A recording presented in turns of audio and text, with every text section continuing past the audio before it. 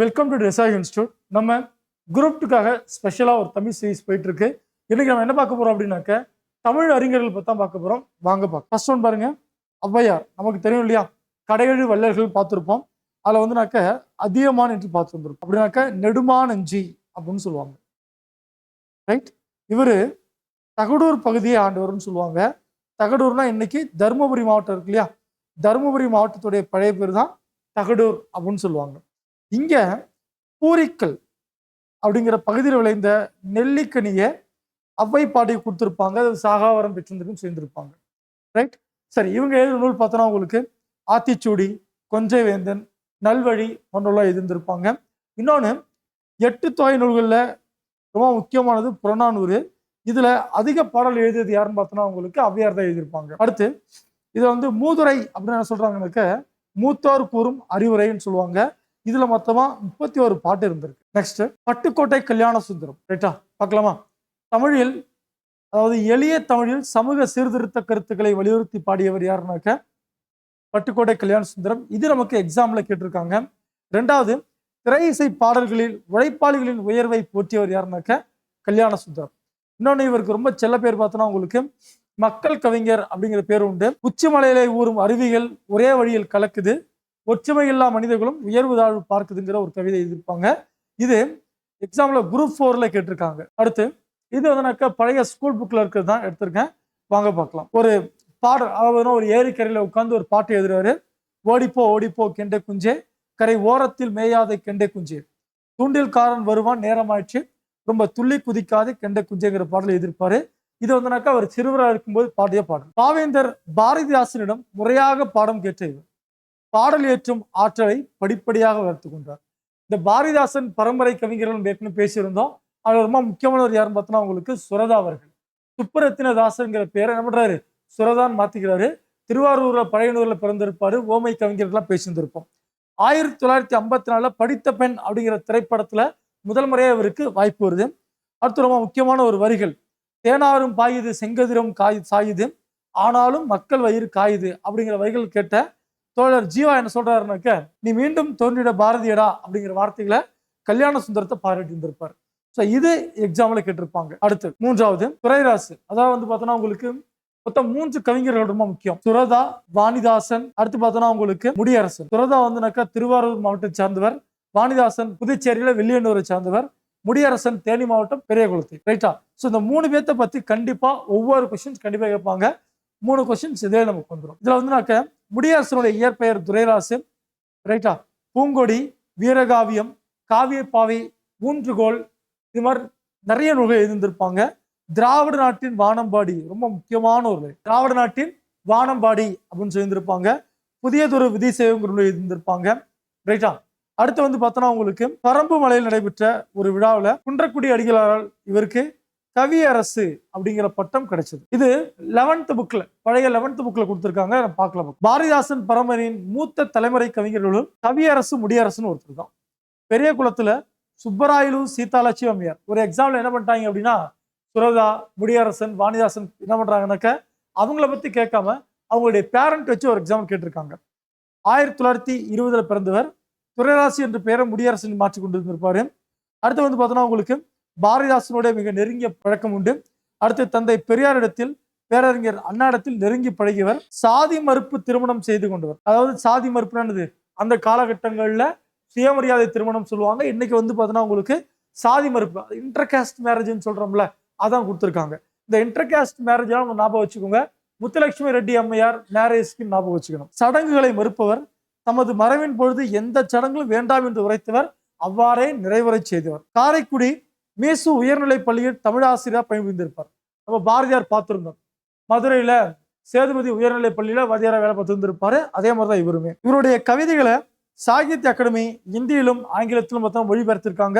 பூங்கொடி என்ற காவியம் 1966 தமிழக அரசுடைய விருது பெற்றிருந்திருக்கு.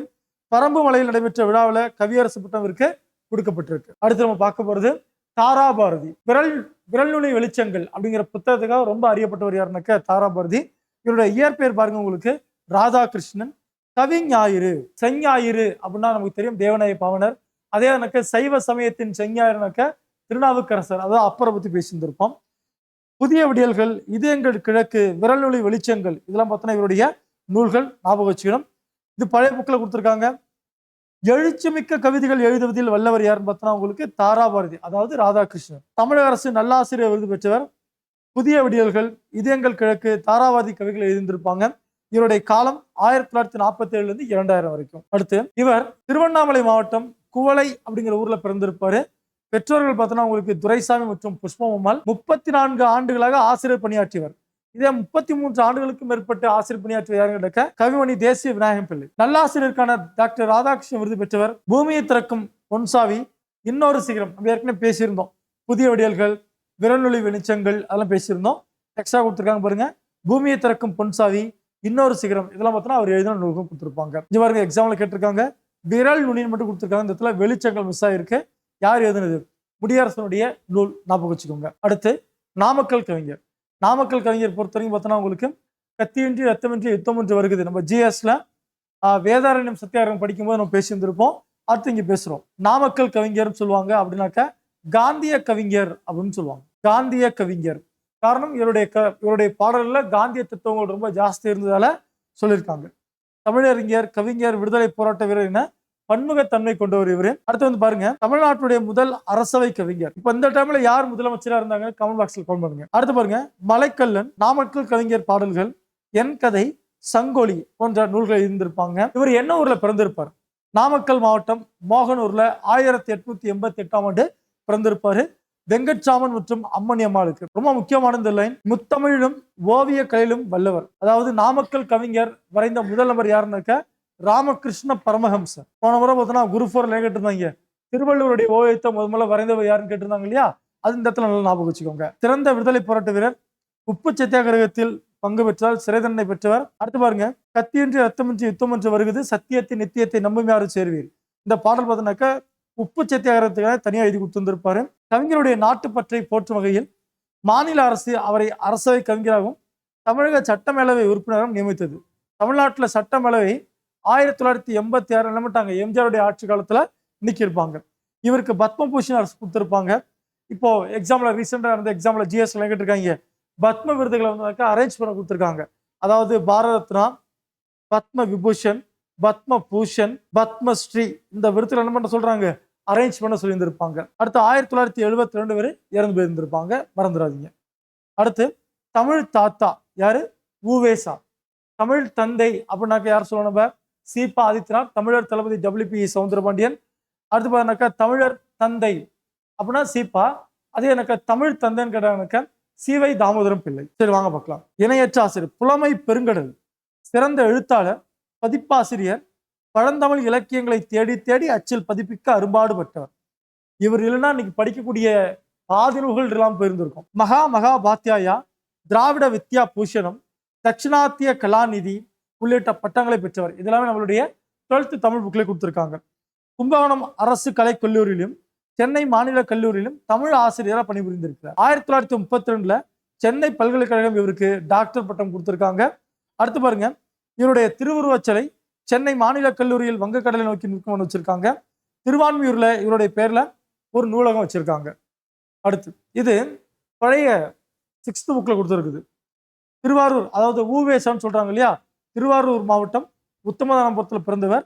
இயற்பெயர் வேங்கடரத்தினம். இவருடைய ஆசிரியர் பேர் பார்த்தோன்னா உங்களுக்கு மகாவித்வான் மீனாட்சி சுந்தரம் பிள்ளை. அதாவது தூதுன்னு ஒன்று சொல்லுவாங்க. நச்சினை வந்து தூதின் வழிகாட்டின்னு சொல்லுவாங்க. தூது என்பது 10 பொருட்களை பாடப்படக்கூடியது. 10 பொருளையும் தூது பாடியவர் யாருனாக்க மீனாட்சி சுந்தரனார். மகாவித்வான் மீனாட்சி சுந்தரனார். இவரு தல புராணங்கள் பாடுவதில் வல்லவர் அப்படின்னு சொல்லுவாங்க. ரைட். அப்போ உத்தமதானபுரம் வேங்கட சுப்பின் மகனார் சாமிநாதன். இதுதான் உவேசா அப்படிங்கிறதுக்கான சுருக்கம். ரைட். 1855 பிறந்திருப்பாரு. 1942 இறந்து போயிருப்பார். ரைட். இவருடைய வாழ்க்கை வரலாறு என் சரிதம் ஆனந்த விகடன்ல வெளியாயிருக்கும். அடுத்து உவேசா பதிப்பித்த நூல்கள் 8 தொகை. பாருங்க 8மே இருக்கு இல்லையா? நற்றினை, குறுந்தொகை, ஐங்குறுநூறு, பதிற்றுப்பற்று, பரிபாடல், கலித்தொகை, அகநானூறு, புறநானூறு. அதே மாதிரி 10 பாட்டுல இல்லையா? முருகு புறநாறு, 12 முல்லை, பெருகுவல முதரை காஞ்சி, நெடுநல்வாடை, அடுத்து எனக்கு குறிஞ்சிப்பாட்டு, அடுத்து எனக்கு நெடுநல்வாடை, அடுத்து குறிஞ்சிப்பாட்டு, பட்டினப்பாலை, மலைப்படுகடா. மொத்தம் 10 நூல்கள். சீவக சிந்தாமணி இல்லையா? அதை பார்த்தீங்கன்னா மனநூல் அல்லது காமநூல் அப்படின்னு சொல்லுவாங்க. ஐம்பெரும் காப்பியங்கள்ல முதல் காப்பியம் வந்துனாக்க சீவக சிந்தாமணி. சிலப்பதிகாரம், மணிமேகலை. சிலப்பதிகாரம், மணிமேகலை பட்டினப்பாளையம் நடைபெற்ற இந்திர விழா பத்தி பேசுது. இந்திர விழா இன்னைக்கு நம்ம கொண்டாடுறோம் இல்லையா, போகி ஃபெஸ்டிவல். பழையன கழிதலும் புதியன புகுதலும் பேசுறோம்ல, அது பத்தி பேசியிருப்பாங்க. புராணங்கள் மொத்தம் 12, உலா மொத்தம் 9, கோவை 6, தூது 6, வெண்பா நூல்கள் 13, அந்தாதி 3, பரணி 2, மும்மணி கோவை 2, இரட்டைமணி மாலை 2, பிற பிரபந்தங்கள் 4. பரணி பொறுத்த வரைக்கும் முதல் பரணி கலிங்கத்து பரணி. அண்ணாவிற்கு மிக விருப்பமான நூல் என்ன சொல்லுவாங்க, கலிங்கத்தி பரணி சொல்லுவாங்க. வாங்க பார்க்கலாம். உவேசாவுடைய அந்த பணிகளை வெளிநாட்டு அறிஞர்களோட ஒப்பிட்டு பேசுறாங்க. யார் யார் கூட? ஜியு போப், சூலியன் வென்சோன் இவங்களுடைய டியூட்டியோட என்ன பண்றாங்க, ஒப்பிட்டு பேசுறாங்க. 2006ஆம் ஆண்டு உவேசாவுக்கு அஞ்சல் தலை வெளியிடப்பட்டுச்சு. அடுத்து, யார் காப்பார் என்று தமிழனை ஏங்கிய போது நான் காப்பேன் என்று எழுந்தார் ஒருவர். அவர் தான் யாரு? உவேசா. இதெல்லாம் பார்த்தோன்னா பழசு. 2019, 2020 வரைக்கும் கேட்டாங்க, அதுக்கு பழசு கேட்கல. இப்போ நான் உங்களுக்கு என்ன பண்ணிருக்காங்க, உவேசா தனி டாபிக்கா கொடுத்துருக்காங்க. கண்டிப்பா கேட்க வாய்ப்பு இருக்கு. உவேசா அவர்கள் தனது வாழ்க்கை வரலாற்றை தொடராக எழுதிய இதழ் கேட்டிருக்காங்க. ஆனந்த விடன் இப்பதான் பேசியிருந்தோம். என் சரிதம். ஜியு போப், செந்தமிழ் செம்மல் இவருடைய சிறப்பு பேர் பார்த்துக்கோங்க, செந்தமிழ் செம்மல். 1839ஆம் ஆண்டு தென்னிந்தியாவுக்கு வந்திருப்பாரு. அடுத்து சாந்தோம் அப்படிங்கிற இடத்துல பார்த்தோன்னாக்கா முதல்ல என்ன பண்றாரு, தன்னுடைய சொற்பொழிவை ஸ்டார்ட் பண்ணியிருந்திருப்பாரு. ரைட்டா? அடுத்து, எண்ணற்ற தமிழ் நூல்களை ஆங்கிலத்தை மொழிபெயர்த்திருந்திருப்பாரு. ரொம்ப முக்கியமா திருக்குறள், திருவாசகம் ஆங்கில மொழிப்பு ரொம்ப முக்கியம். அதாவது திருக்குறளை 40 ஆண்டுகள் கற்று கடித்த பின்னர் என்ன பண்றாரு, அவரும் மொழிபெயர்க்கவே செஞ்சிருப்பார். தஞ்சாவூரில் வாழ்ந்த போது தமிழ் இலக்கிய இலக்கணங்கள் தெளிவாக அறிந்திருப்பார். தொல்காப்பியம், நன்னூல் முதலிய நூல்களை பாடகசாலை மாணவர் படிப்பது போல எளிதன்று என்பதை கண்டுபிடித்து சிறிய தமிழ் இலக்கண நூல்களை சிலவற்றை எழுதி வெளியிட்டிருந்திருப்பார். அப்ப தொல்காப்பியம், நன்னூல் ரொம்ப முக்கியமானது. தொல்காப்பியம், நன்னூல் பவனந்தி முனிவர் நமக்கு தெரிஞ்சதுதான். ரைட்டா? அடுத்து, ஐரோப்பியர்கள் தமிழ் மொழியை கற்றுக்கொள்வதற்கு நூல் ஒன்றை எழுதினார். ஆங்கில மொழியில் எழுத பெற்றிருந்த தமிழ்நாட்டு வரலாற்றை தமிழில் எழுதி பதிப்பித்திருப்பார். அப்ப இவர் பதிப்பிக்கிறார். பள்ளிக்கூடங்களில் பயிலும் மாணவர்கள் தாய்மொழி வழியாகவே அனைத்து துறை கல்வியையும் பெறுதலையும் உடையதென்றும் அத்தகைய கல்வியை பயனளிக்கும் என்றும் போப் கருதினார். எவ்வளவு பெரிய ஒரு ஸ்டேட்மெண்ட் பார்த்துக்கோங்க. பாருங்க, 1908 இறந்து போறாரு. ரொம்ப முக்கியமா தன்னுடைய கல்லறையில் என்ன சொல்றாரு, இங்கே ஒரு தமிழ் மாணவன் உறங்கி கொண்டிருக்கிறான் அப்படிங்கிற வார்த்தையை எழுதணும்னு செய்திருப்பாரு. மறந்துடாதீங்க, அது தமிழ் மாணவன் அப்படிங்கிற வார்த்தையை சொல்றத மிகவும் பெருமைப்பட்டிருந்திருப்பார். ரைட்? அப்போ ஜியு போப் பத்தி கண்டிப்பா கேள்வி கேட்பாங்க. ஜியு போப் பத்தி பார்த்தோன்னாக்க போன முறை குரூப் 4ல கேட்டிருந்திருப்பாங்க. என்னன்னு பார்த்தோன்னாக்க ஜியு போப், ஜார்ஜ் எல்ஹார்ட் 2 பேரும் புறநானூற்றை மொழிபெயர்த்திருந்திருப்பாங்க. அதை வச்சு பார்த்தோன்னாக்க 2 கேள்வி கேட்டிருப்பாங்க. அடுத்து, பாடநூலின் முன்னோடி யார் சொல்லுவாங்கன்னாக்கா போப் சொல்லுவோம். இங்க பாருங்க, அதாவது தமிழ் ஆங்கில அகராதி ஒன்றையும் ஆங்கிலம் தமிழ் அகராதி வெளியிட்டு இருந்திருப்பாரு. ரொம்ப முக்கியம். தமிழில் உரைநடை நூல் ஒன்றை எழுதியிருக்கார். அடுத்து 1858ஆம் ஆண்டில் உதகமண்டலம் சென்றவர் பள்ளி ஒன்றினை தொடங்கி அதற்கு ஆசிரியாவும் பணியாற்றிருந்திருக்கார். ரைட்? அப்போ ஜியு போப் பத்தி கண்டிப்பா ஒரு கேள்வி வரும். இப்போ திருவாசகமா இருக்கட்டும், நாலடியாரா இருக்கட்டும், திருக்குறளா இருக்கட்டும், அடுத்து புறநானூறா இருக்கட்டும், இதெல்லாம் பத்தி உங்களுக்கு கேள்வி கேட்க வாய்ப்பு இருக்கு. அடுத்து, தமிழ் தொண்டு 1885 1908 வரைக்கும் பார்த்தோன்னா கிட்டத்தட்ட 23 ஆண்டுகளாக இங்கிலாந்து பல்கலைக்கழகத்தில் தமிழ் தெலுங்கு கற்பிக்கும் பேராசிரியராக பணிபுரிந்திருக்கார். திருக்குறளை 40 ஆண்டுகள் படித்து சுவைத்த போப் அதனை ஆங்கிலத்தில் மொழிபெயர்த்திருக்கார். நான் சொன்னேன் இல்லையா? அடுத்து 1886ஆம் ஆண்டு வெளியிட்டிருப்பார். அடுத்து, தமது 80ஆம் வகையில் தன்னுடைய 80வது வயசுல என்ன பண்றாரு, அதாவது 1900 திருவாசகத்தோடைய ஆங்கில மொழிபெயர்ப்பு வெளியிடுறாரு. தன்னுடைய இறுதி காலத்துல புறப்பொருள் வெண்பாமலை, புறநானூறு, திருவருட்பயன், நாலடியார் போன்ற நூல்கள் என்ன பண்றாரு, மொழிபெயர்த்து வெளியிட்டு இருந்திருப்பார். அடுத்து, தமிழ் அன்னைக்கு தொண்டாற்றிய ஜியு போப் பிறந்த ஆண்டு பாருங்க, 1820. இங்கே ஒரு தமிழ் மாணவன் உறங்கி கொண்டிருக்கிறான் என்று தன் கல்லறை எழுத சொன்னவர் யார்? G U. Pope, TKC Rasikamani என்று சொல்வார்கள். தமிழில் எல்லாம் உண்டு, தமிழின் கவிச்சுவைக்கு ஈடுமில்லை இணையும் இல்லை, தமிழால் அறிவியல் மற்றும் உண்டு, அனைத்து இயல்களையும் கற்க முடியும் என சான்றுடன் எடுத்து கூறியவர் யார் பாருங்க உங்களுக்கு? டிகேசி. இவரை பத்தி ஒரு கேள்வி கேட்கணும்னா வட்டத்துட்டின்னு ஒரு பாயிண்ட் இருக்கு, அதுதான் பார்த்தோன்னாக்க மேக்சிமம் டைம்ஸ் பார்த்தோன்னா உங்களுக்கு கொஸ்டின் வைக்கிறாங்க. 2வது சிறப்பு பெயர், 3வது நூல்கள் பத்தி கேட்கிறாங்க. ரைட்? தமது இலக்கிய ரசிக தன்மையால் தமிழுக்கும் தமிழருக்கும் புத்துணர்வு ஊட்டியவர். டிகேசியுடைய வீட்டுக்கூடத்தில் வட்ட வடிவான தொட்டி கட்டில் ஞாயிறு தோறும் மாலை 5 மணிக்கு கூடிய கூட்டம் இலக்கியத்தை பற்றி பேசுது. இவ்வமைப்பு வட்ட தொட்டி, நான் சொன்னேன் இல்லையா, இதுதான் பார்த்தோன்னா உங்களுக்கு நிறைய முறை கேள்வி கேட்டிருக்காங்க. தமிழ் கலைகள், தமிழ் இசை, தமிழ் இலக்கியம், ஆகியவற்றின் சுவையையும் மேன்மையும் தனித்தன்மையும் எடுத்து சொன்னார். ரைட்டா? அடுத்து பாருங்களேன், இந்த பாக்ஸ் ரொம்ப ரொம்ப முக்கியமான பாக்ஸ். TKC, DK. சிதம்பரனார். இன்னைக்கு நம்மளுடைய சின்னம் ஸ்ரீவில்லிபுத்தூர் கோபுரம். அந்த ஸ்ரீவில்லிபுத்தூர் கோபுரத்தை முதல்ல பார்த்தோன்னாக்கா சொன்னவர் யாருன்னு பார்த்தோன்னா உங்களுக்கு டிகேசி, பறந்தவர் யாருன்னு பார்த்தோன்னாக்கா மதுரையை சேர்ந்த சுப்பாராவ். ரைட்டா? இதுக்கான கமிட்டி அமைக்கப்பட்டது ஓமந்தூர் ராமசாமியோட காலத்துல. அமைச்சு முடிச்சது யாருடைய காலத்துலனாக்கா பி.எஸ். குமாரசாமி ராஜா. அடுத்து பாருங்களேன், கடித இலக்கியத்தின் முன்னோடி, தமிழிசை காவலர், வளர்தமிழ் ஆர்வலர், குற்றால முனிவர். குற்றால முனிவர் 2-3 டைம் பார்த்தோன்னா உங்களுக்கு எக்ஸாம்ல கொஸ்டின் கேட்டிருக்காங்க. அடுத்து இவருடைய முக்கியமான நூல் பார்த்தோன்னா உங்களுக்கு இதய ஒளி. பட்டத்தொட்டி நான் சொன்னேன் இல்லையா, டி.கே. சிதம்பரம். குற்றால முனிவர் யார் பாருங்க, டி.கே. சிதம்பரம். கண்டிப்பா எக்ஸாம்ல கேள்வி கேட்பாங்க. அடுத்து தேவநேய பாவாணர், மொழி நாயகர். இவர் சொல்லுவோம் தேவநேய பாவாணர் சொல்லுவோம். ரைட்டா? ரைட். இங்க பாருங்க, இலக்கண கட்டுரைகளும் மொழியாராய்ச்சி கட்டுரைகளும் எழுதிய பாவாணர் தமிழ் சொல்லாராய்ச்சியில் உச்சம் தொட்டவர். எக்ஸாம்பிள் கேட்டிருக்காங்களே. செந்தமிழ் சொற்பிறப்பியல் அகரமுதலி திட்ட இயக்குநராக பணியாற்றியவர். உலக தமிழ் கழகத்தை நிறுவி தலைவராக இருந்தவர். நோட் பண்ணிக்கோங்க. ரைட்டா? அடுத்து இது பழைய 8th புக்ல இருக்கு. அதாவது மன்னிச்சுங்க நம்ம சொல்றோம்ல, அது வந்து தமிழ் சொல் இல்லையாமா, உருது சொல்லாமா. பொறுத்து கொள்கைங்கிறது தான் நிறைய தமிழ் சொல்லுங்கிறாங்க. அடுத்து பாருங்க, அன்னை தமிழுக்கு அரும்பணி ஆற்றியவர் யாரு? தேவநேய பாவாணர். தமிழின் தொன்மையை உலகறிய செய்தவர் கால்டுவெல். தனித்தமிழுக்கு வித்திட்டவர் பரிதிமார் கலைஞர் வி.கோ. சூரியநாராயண சாஸ்திரி. தமிழை தழைக்க செய்த செம்மல் மறைமலடிகள். ரைட்டா? தமிழை ஆளென வளர்த்து மாண்புறச் செய்தவர் தேவநேய பாவாணர். மொழி ஞாயிறு தேவநேய பாவாணர்.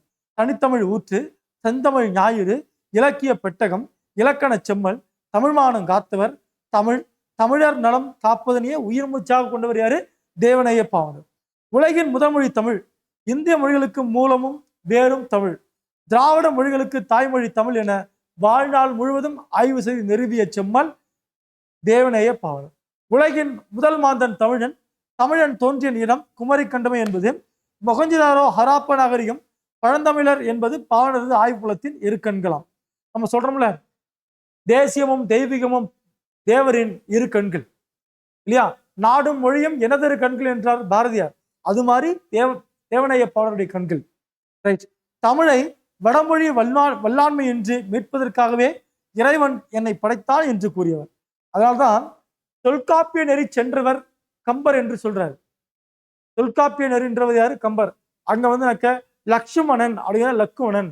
இது மாதிரி சமஸ்கிருத பேர் இல்லாம தமிழில் பயன்படுத்தியவர் கம்பர். அதனால பார்த்தோம்னாக்கா தொல்காப்பிய நெறின்றவர் யாருனாக்கா கம்பர் என்று சொல்றோம். அதே மாதிரிதான் இங்க. பெற்றோர் ஞானமுத்து பரிபூரணம், ஊர் சங்கரன் கோவில், பண்டிதர், புலவர், வித்துவான், முதுகலை தமிழ் BOL கொடுத்திருக்காங்க. காலம் 1902 1981. கிட்டத்தட்ட 174க்கும் மேற்பட்ட சிறப்பெயர் பெற்றவர். செந்தமிழ் புலவர், செந்தமிழ் ஞாயிறு, தமிழ் பெருங்காவலர் என்ற பட்டங்களை பெற்றவர் யாரு?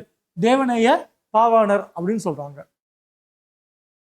வாங்க, பாவாணர் தமிழ் வரலாறு, முதல் தமிழ்மொழி, தமிழ்நாட்டு விளையாட்டுகள், தமிழர் திருமணம், வடமொழி வரலாறு, தமிழர் மதம், மண்ணிலேவின், பண்டை தமிழர் நாகரிகமும் பண்பாடும், உயர்தர கட்டுரை இலக்கணம், சொல்லாராய்ச்சி கட்டுரைகள், திருக்குறள் மரபுரை முதலான 43 நூல்களை படைத்தார்.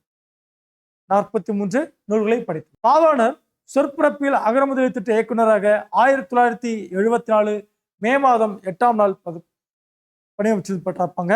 அடுத்து அரசின் உதவியோடு சொற்பிறப்பியல் அகரமுதலி தொகுதிகள் சிலவற்றை வெளிக்கொணர்ந்தவர். 200க்கும் மேற்பட்ட ஆய்வு கட்டுரைகளை எழுதியுள்ளார். அடுத்து பாருங்களேன், எனக்கு வறுமையும் உண்டு, மனைவி மக்களும் உண்டு, அவற்றோடு மானமும் உண்டு. இந்த ஸ்டேட்மெண்ட் நிறைய முறை எக்ஸாம்பிள் கேட்டிருக்காங்க. ரைட்டா? அடுத்து தேவநேய பாவாணர் பெயரில் சென்னை அண்ணா சாலையில் மாவட்ட மைய நூலகம் செயல்பட்டு வருகிறது. அடுத்து இவர் படித்து பணியாற்றிய ராஜபாளையத்துக்கு அருகிலுள்ள முரம்பு என்னும் இடத்தில் பாவாணர் கோட்டம், அவர்தம் முழு உருவச் சிலை, அவரின் பெயரில் நூலகம் வைக்கப்பட்டிருக்கிறது.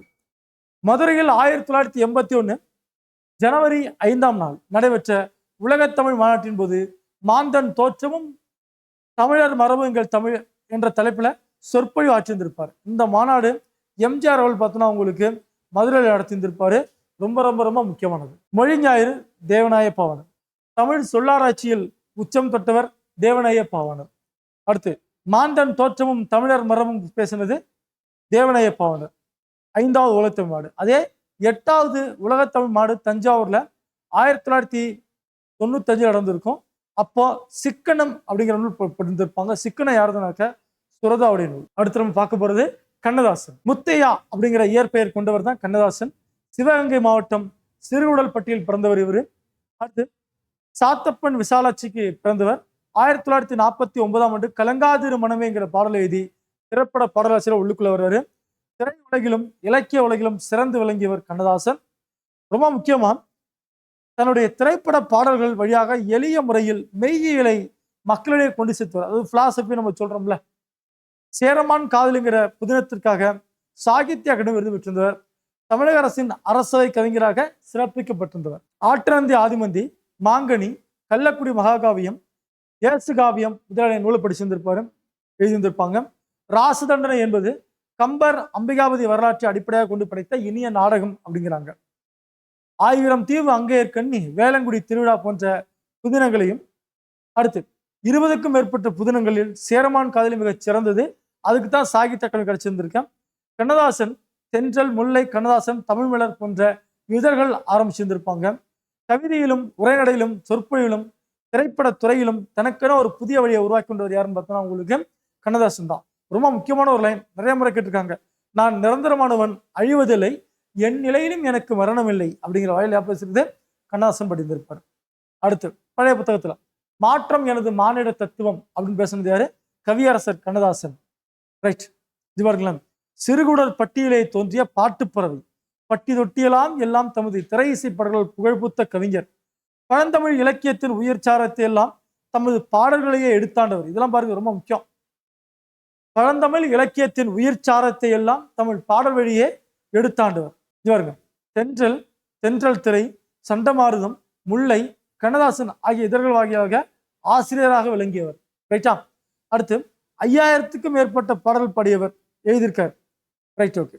அர்த்தமுள்ள இந்து மதம் என்னும் கட்டுரை தொடர்களும் இயேசு காவியம் என்னும் நூலும் இவருடைய புகழை என்னைக்கும் நிறைத்திருக்கும் அப்படிங்கிறாங்க. 1981 இறந்து போறாரு. மத்திய மாநில விருதுலாம் வாங்கியிருக்காருலாம் பேசியிருந்திருக்காங்க.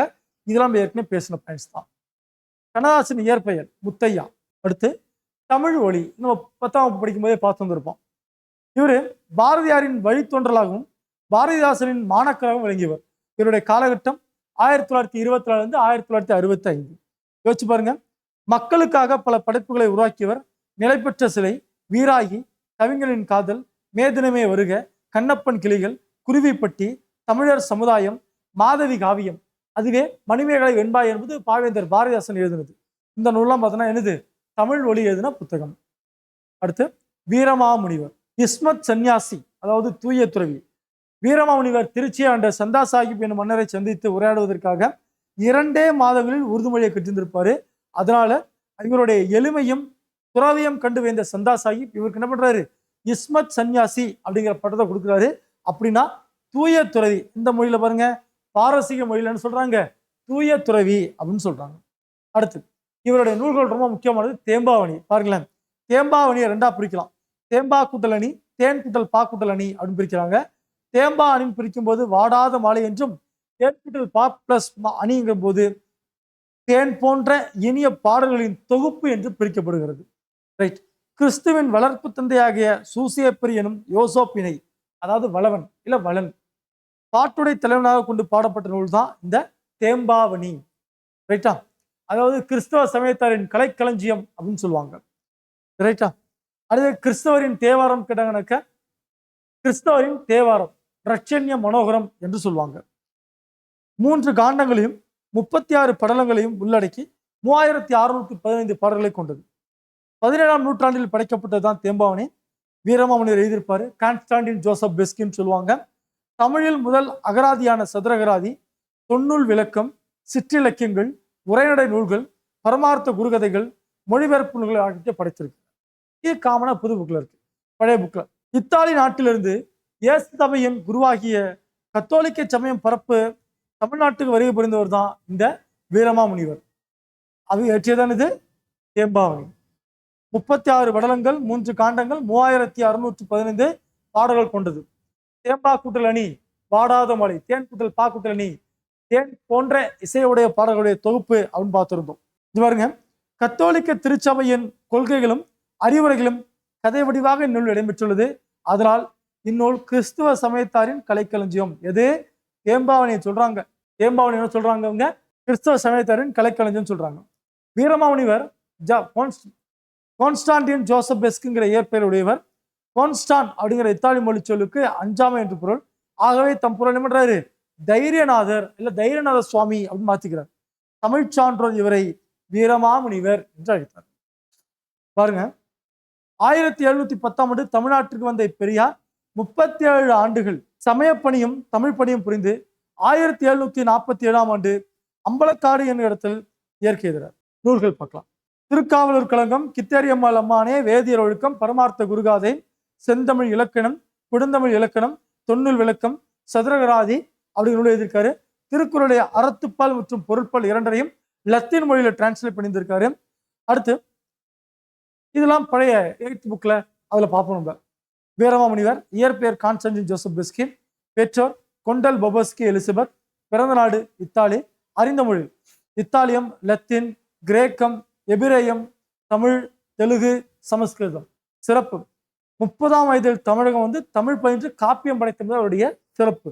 ஞானோபதேசம், பரமார்த்த குருகாதை, திருக்காவலூர் கலமுகம், தொன்னூல் விளக்கம், கித்தேரியம்மாள் அம்மானி. காலம் 1680 1747. இவருடைய பிறந்தநாள் நவம்பர் 8. நமக்கு தமிழ் அகராதிகள் தினமும் நம்ம செலிப்ரேட் பண்றோம், மறந்துடாதீங்க.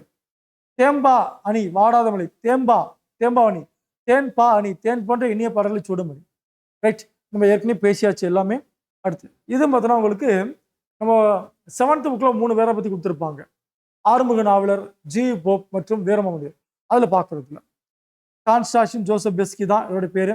30வது வகையில் இங்க வந்திருக்காரு. ஆங்கிலம், எபிரேயம், கிரேக்கம் தெரியும் உங்களுக்கு. தைரியநாதருங்க சொல்லிக்கிறாங்க. அதை தமிழாக்கியம் பண்றாரு, வீரமாமுனிவர்னு பேசுறாங்க. ரைட்டா? அடுத்து தமிழில் முதலாக சதுரகராதி எனும் அகரமுதலை வெளியிட்டவர் யாருனாக்க வீரமாமுனிவர். தேம்பாவணியம் கிறிஸ்தவ காப்பியத்தை ஏற்றியவர். தமிழ் எழுத்து வரிவடத்தை சீர்திருத்தி எழுத்து சீர்திருத்தம் மேற்கொண்டார். பெரியாரும் வீரமாமுனிவரும் ரொம்ப முக்கியமான பாயிண்ட்ஸ் இது. தொன்னில் விளக்கம் எனும் இலக்கண நூலை படைத்தார். கலம்பகம் அம்மானை முதலில் சிற்றிலக்கியங்களை ஏற்றினார். பரமார்த்த குருகாதை எனும் நகைச்சுவை நூலை ஏற்றியவர். தேம்பாவணி, காவலூர் கலம்பகம், கதம்பமாலை தேம்பாவணியும் திருக்காவலூர் கலம்பகமும் கதம்ப மாலையாக காட்சி அளிக்கிறது. தொன்னூல் பொன்னூலாக இலங்குகிறது. சதுரகராதி முத்தாரமாக விளங்குகிறது. வீரமாமுனிவர் தமிழ் முனிவர்களுள் ஒருவராக விளங்குகிறார் என சொல்லின் செல்வர் ராப்பி சேதுபிள்ளை வீரமாமுனிவருக்கு இப்படி ஒரு பேரை சூட்டுகிறார். அப்ப இதெல்லாம் தான் நமக்கு முக்கியமான பாயிண்ட். அப்ப வீரமாமுனிவரை பத்தி கேட்டாங்கன்னா இதெல்லாம் நம்ம ஞாபகம் வச்சுக்கணும். தேம்பாவணி 17ஆம் நூற்றாண்டில் ஏற்றப்பட்டது. ரைட், பார்க்கலாம். அடுத்து காயிதே மில்லத். இவரை பத்தி பேசுறதுக்கு பார்த்தோன்னா உங்களுக்கு ரொம்ப சின்னதாக கொடுத்துருக்காங்க, வாங்க பார்க்கலாம். காயிதே மில்லத்துங்கிற அரபு சொல் இருக்கு. சமுதாய வழிகாட்டுங்கிற பேருன்னு பார்த்தோன்னா உங்களுக்கு பெருசா இல்லை. இந்த பாக்ஸ் தான் நமக்கு கொஸ்டினா கேட்டிருப்பாங்க. தமிழக அரசியல் வானியல் கவி இருந்த காரிருளை அகற்ற வந்த ஒளிக்கெதிராக காயிதே மில்லத் முகமது இஸ்மாயில் அவர்கள் திகழ்கிறார் அப்படின்னு அண்ணாவும், இப்படிப்பட்ட தலைவர் கிடைப்பது அரிது, அவர் நல்ல உத்தமமான மனிதர் என்று தந்தை பெரியாரும் சொல்லுகிறார்கள். அடுத்து ராணி வேலுநாச்சியார். நம்ம ஜிஎஸ்ல படிப்பாங்கிறதால இந்த இவருடைய காலகட்டம் மட்டும் கொடுத்துருக்கேன். வேலுநாச்சியாரின் காலம் 1730 96. செல்லமுத்து சேதுபதி ராமநாதபுரத்து அரசர் மகள் தன்னுடைய 16வது வயதுல சிவகங்கை அரசரான முத்து வடுகநாதரை மணக்கிறாரு. 1772 காளையார் கோயில் போர்ல முத்து வடுகநாதர் இறந்து போறாரு. அங்கிருந்து மகள் வெள்ளச்சி நாயக்கர் கூட்டிகிட்டு விருப்பாச்சி நாயக்கரான கோபால நாயக்கரோட அடைக்கலம் ஆகிறாரு. கிட்டத்தட்ட 8 ஆண்டுகள் என்ன பண்றாருனாக்க அடைக்கலம் போகிறாரு. இதே நேரத்தில் பார்த்தோன்னா உங்களுக்கு கோபால நாயக்கர், மருதுபாண்டியர்கள், குயிலி, வேலுநாச்சியார், வாலிக்குவேலி அம்பலம், அங்கே பார்த்தோன்னா உங்களுக்கு திப்பு சுல்தானுடைய படைகள் எல்லாம் சேர்ந்து காளையார் கோவில் 1780 என்ன பண்றாங்க, மீட்கிறாங்க. அதே மாதிரி விஜயதசமி திருநாள் அன்று என்ன பண்றாங்க அப்படின்னாக்க 1780 சிவகங்கை மீட்கிறாங்க. இந்த சிவகங்கை மீட்பதில் மிக முக்கிய பங்களிப்பு யாருக்கு இருக்குன்னு பார்த்தோன்னா உங்களுக்கு குயிலுக்கு இருக்கு. இன்னொன்று யாருக்கு வேலுநாச்சியார் நடுகள் வச்சிருப்பாங்க அப்படின்னாக்க உடையாளுக்கு வச்சிருந்திருப்பாங்க. உடையாளுக்கு தான் பார்த்தோன்னாக்க நடுகள் வைக்கிறாங்க. அது மட்டும் இல்லாமல் தன்னுடைய மாங்கல்யத்தை என்ன பண்றாங்க, வச்சிடறாங்க. அது மட்டும் இல்லாமல் இன்னைக்கு உடையாள் கொல்லங்குடி வெட்டுடையார் அம்மாள், காளி அம்பாள் அப்படிங்கிற தெய்வமா இன்னைக்கு இருக்காங்கன்னு சொல்றாங்க. ரைட்டா? அடுத்து ஜான்சி ராணியோடைய அமைச்சர் தலவாய் தாண்டவராயர், அந்த பேர் நல்லா ஞாபகம் வச்சுக்கோங்க. ஸோ இவ்வளவுதான் பார்த்தோன்னா உங்களுக்கு ராணி வேலுநாச்சியார். அண்ட் தென் பார்த்தோன்னா உங்களுக்கு வெள்ளச்சி நாச்சியாருடைய கணவர் பேர் நல்லா தெரிஞ்சுக்கோங்க, வேங்கன் பெரிய உடையத்தேவர். இதுதான் பார்த்தோன்னா உங்களுக்கு வெள்ளச்சி நாச்சியாருடைய மகள். ரைட்டா? ரைட். ஜான்சி ராணிக்கு முன்பே ஆங்கிலேயர் எதிர்த்து போரிட்டவர் யார் வந்து வேலு நாச்சியார். ஃபுல்லாக இப்போ நான் ஸ்டோரி ஃபுல்லாக உங்களுக்கு சொல்லிட்டேன், அதுதான் இங்கே கொடுத்துருக்காங்க.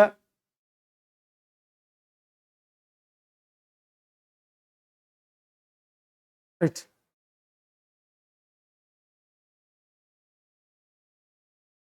ரைட். ஸோ இது வரைக்கும் பார்த்தோன்னா நம்ம பார்த்துருக்கிறது முக்கியமான லீடர்ஸ். அதாவது பார்த்தோன்னா உங்களுக்கு தமிழ்மொழி, தாராபாரதி, நாமக்கல் கவிஞர், அடுத்து பார்த்தோன்னா உங்களுக்கு கண்ணதாசன் மாதிரி பார்த்துருக்கோம். அடுத்து நம்ம யாரை பார்க்க போறோம் அப்படின்னாக்க பெருஞ்சித்திரனாரை தான் பார்க்க போறோம். வாங்க பார்க்கலாம். இவருடைய இயற்பெயர் துரை மாணிக்கம். தன்னுடைய தந்தையோட பேரை சேர்த்து வந்திருப்பாரு. அடுத்து இவரை என்ன சொல்லுவாங்க அப்படின்னாக்க பாவலர் ஏறு அப்படின்னு சொல்லுவாங்க. பாவலர் ஏறு. அடுத்து கனிச்சாறு, கொய்யாக்கனி, பாவியக்குத்து, நூறாசிரியம் முதலான நூல்களை எழுந்திருப்பாரு. தென்மொழி, தமிழ்ச்செட்டு, தமிழிலம் 3 இதழ்கள் நடத்தியிருந்திருப்பார். தனித்தமிழையும் தமிழ் உணர்வையும் பரப்பிய பாவலர். ரொம்ப ரொம்ப முக்கியமான ஒரு வரி. அடுத்து கனிச்சாரங்குருள் இங்க பார்த்துருக்கோம். இதுல வந்து பார்த்தீங்கன்னா மொத்தம் 8 தொகுதிகள் இருந்திருக்கு, ஞாபகம் வச்சுக்கோங்க. தமிழ் உணர்வு நிறைந்த பாடல்களை கொண்டதுதான் இந்த கனிச்சாறு அப்படிங்கிற நூல். ரைட். இவரை பத்தி என்ன கொஸ்டின் கேட்டிருக்காங்க, வாங்க பார்க்கலாம்.